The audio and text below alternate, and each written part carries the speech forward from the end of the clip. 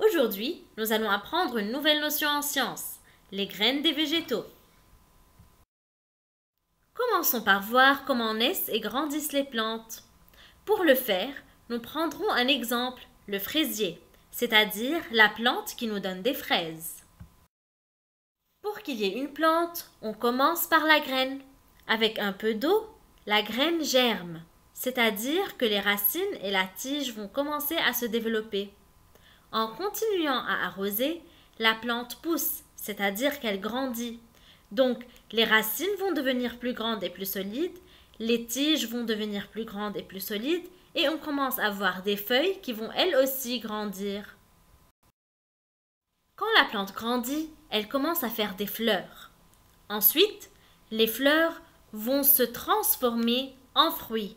Ici, ce sont des fraises. Peu à peu, les fruits vont mûrir, donc on va pouvoir les cueillir et les manger. Parlons maintenant des différentes parties de la plante. Tout d'abord, nous avons la graine. Dans la plante qui est développée, ici, on peut voir les racines qui sont sous la terre, les tiges, les feuilles, les fleurs et les fruits. Dans cette photo, les fruits n'ont pas encore mûri. Parlons maintenant des graines. Comme nous l'avons déjà vu au début de la vidéo, les graines germent quand elles sont mouillées et elles donnent une nouvelle plante. Il y a plusieurs genres de graines. Parmi ces graines, il y a les pépins. Les pépins sont très petits et peuvent être avalés. Il y a généralement plusieurs pépins dans un fruit.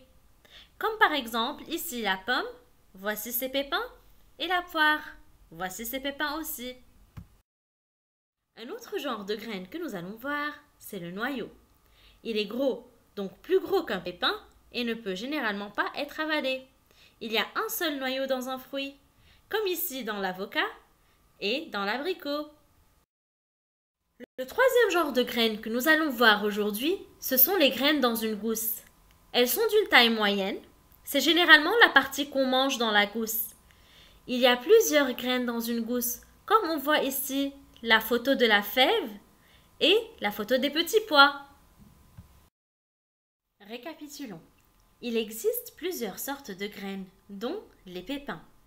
Ils sont très petits, peuvent être avalés et il y en a plusieurs dans un fruit, comme ici dans la tomate. Il y a aussi le noyau. Il y a un seul noyau dans le fruit. Il est gros et ne peut pas être avalé, comme dans la cerise. Enfin, nous avons les graines dans une gousse, ou les fruits à graines. La partie qu'on mange dans ces fruits, c'est la graine. Elle est d'une taille moyenne et il existe généralement plusieurs graines dans une gousse, comme nous voyons ici les graines de soja. Voilà, c'est tout. Merci d'avoir regardé et à bientôt.